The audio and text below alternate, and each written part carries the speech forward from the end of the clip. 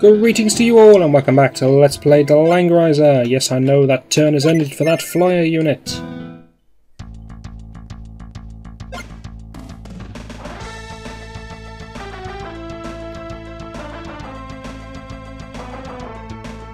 As far as answering all the questions go, there are a few people who obviously don't ask questions, specifically the chap we're just attacking down to the south, Canio, that's his name.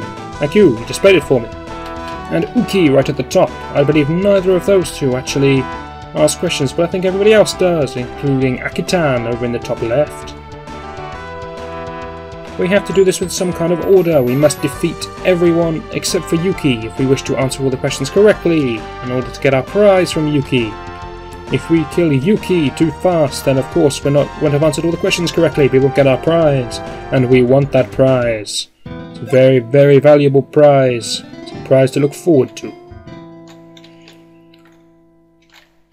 Now we shall send Cherie over this way, and her horsemen shall make quick work of all of these soldiers.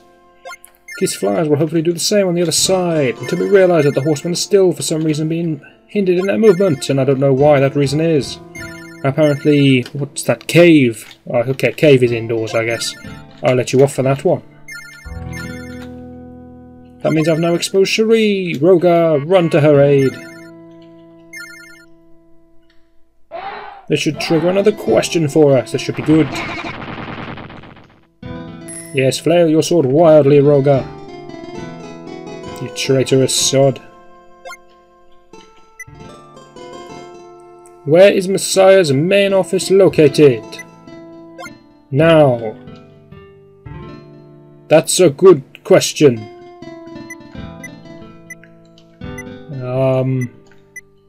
I don't know. Now, the trick to answering this question is to realise that if you've bought the game, which of course you have, you wouldn't be playing it any other way, would you? No, of course not. We've all got boxed versions of the game. Good for us. So, we've bought the game. We have boxes. We read the back of the box. It tells us where the game was made, and we can just steal the answer. Unfortunately, me being the fool I am, I've misplaced my box. Oh, good grief. So, it looks like I'm going to have to make a blind guess on this one, because I cannot remember the answer. I knew it at one point, but not anymore. Let's go for the middle. Yeah! Well, great stuff. I don't know why that's bathroom multitasking. Yes, my cries of joy there. Genuine, if you couldn't tell. I'm no actor.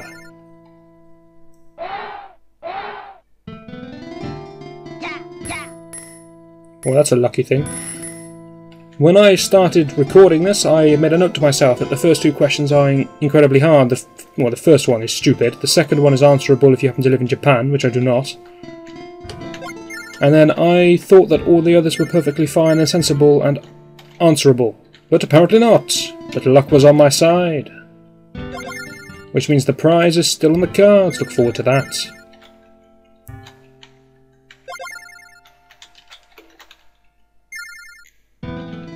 I shall let Erwin take down the chap who's directly ahead of him. Now, Erwin's units aren't particularly useful at taking them down, but Erwin himself will get the job done. There's no worries there. I don't think Erwin's units are going to be useful at all for the rest of the level, and if that's the case, then I may just leave them behind. There's no reason why we can't do this.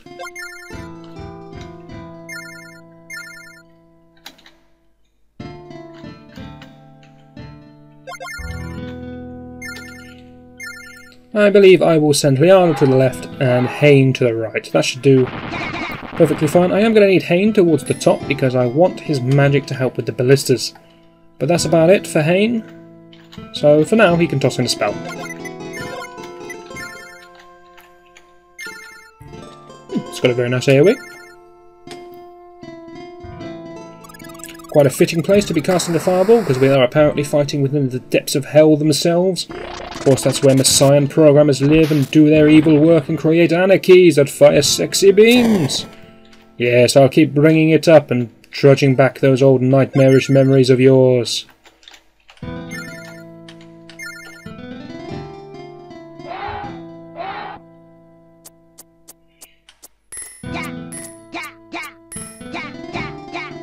Hain's archers are incredibly effective against soldiers, and they shouldn't be.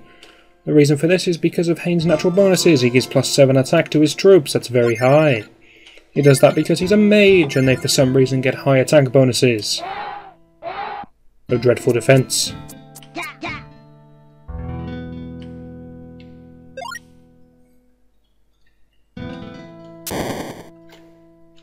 You belong to Leicester. We'll park you next to him. I believe the majority of Leicester's elves have been left behind. Or killed. I think most of them are killed. Unlucky Leicester. You belong to Hayne. Alright.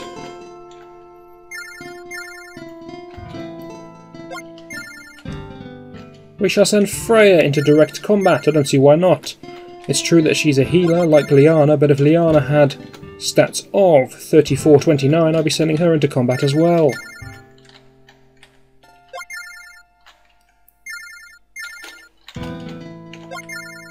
Anyway, yes, I will leave Erwin's units where they are. To me, they're not particularly useful. There is one use for them I can see, and that's if I get Freya to attack 2 Erwin, then all of Erwin's units would have considerably high attack and they'll be able to actually be useful. But I want to see the Freya attack herself. Presumably you guys want to see the same thing? It's more exciting that way, right?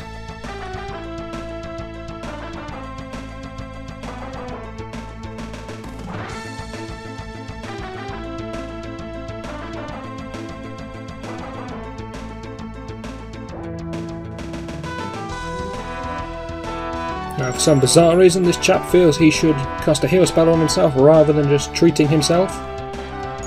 I'm not sure if any of his units were injured. I assume that one of them is missing 1 point of HP. That'll be from Hayne's Fireball spell. That's an incredibly good fight there, Hayne. Nicely done.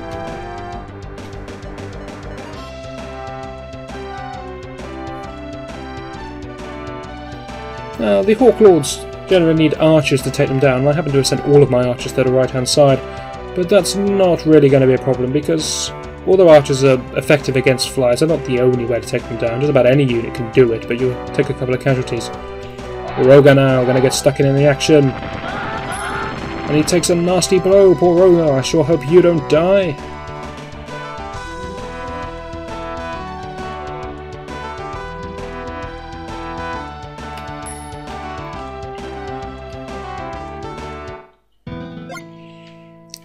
Anyway, this fight should progress quite smoothly. We'll start with this one over here.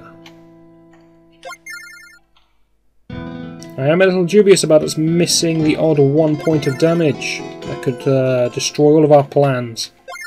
So we do have to be a bit careful with what we're doing.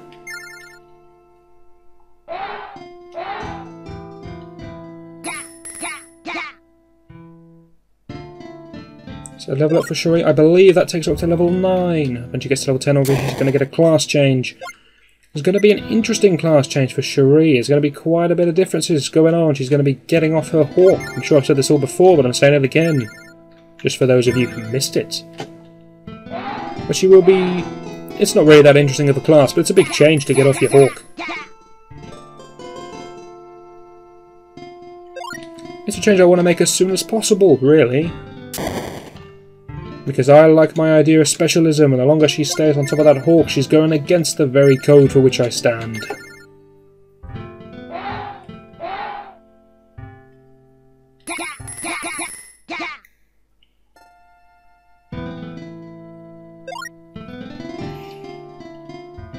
I believe the last horse unit can't quite reach that chap. Yes, so Cherie, looks like you get to do something yourself, woman. Oh, joy of joys. She still only has 17 defense, so it's better to take a battering. 34 attack though, that's a very, very respectable attack. If we compare that to someone such as Erwin, you'll see it's the same. The difference being that she dies to a feather, whereas Erwin can get hit by a truck and still live.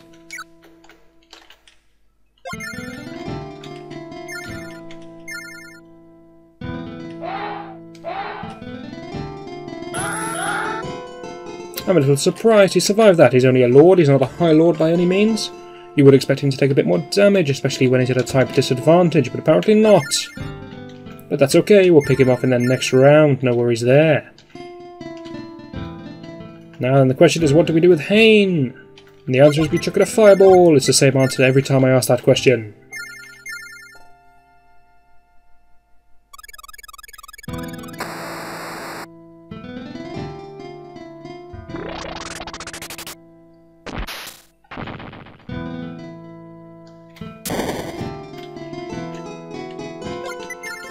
We shall pick off as many units as we can with the archers before we send Erwin and Freya, there she is, to do their job, and somehow we're about to enter a castle. We're going to be leaving the depths of hell and going into a place with the same statues we found in the Anarchy level.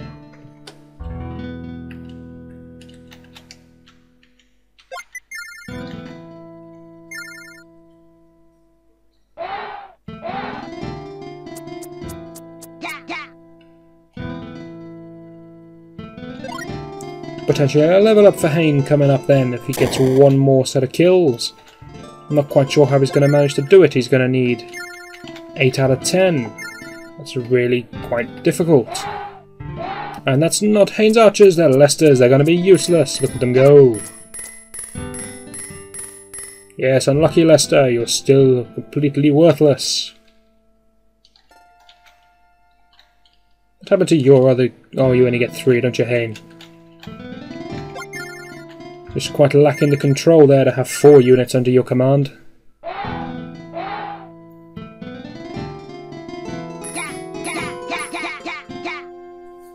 Now before I believe I said that pikemen are completely useless against soldiers, that's why I wasn't going to bother. Then I remembered that Erwin has incredibly high bonuses of +8 attack. And the question is, who do we give this to? And the answer is Erwin. That's assuming he can kill him in one shot, which he probably can't. Because he does have 28 defense. The irritating man. Well, Erwin apparently has even more defense, and he's not even a defensive class anymore. He's a mix. So we get to see how good Freya is in direct combat. What kind of attack does she have? She fires lightning! There's some kind of weird arc. That's quite a nifty little attack, that lightning. You see, she got off all of her attacks before the enemy was even in range. We're used to that happening. But not with a cleric type unit, so that's a bit different. Well, Leicester, let's provoke this chap and probably in the next question. And then let's hope I can remember the answer. Or work it out again, whichever.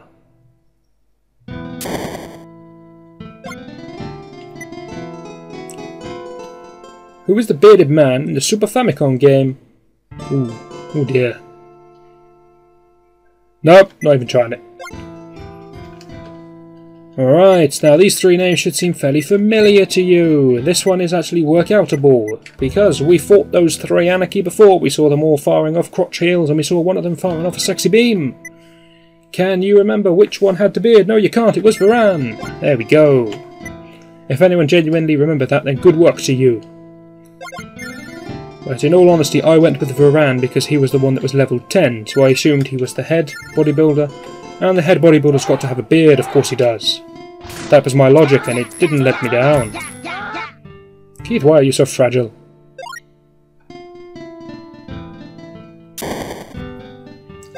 Level up for Keith, he's up to 8, that gives him some more defense and more MP he can't use. Good job, Keith.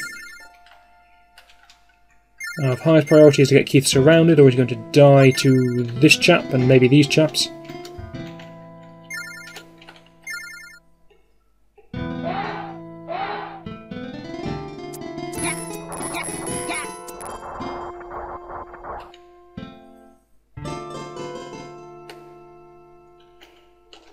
I think it's just going to be a bit of defensive play here, just make sure that Keith is perfectly safe.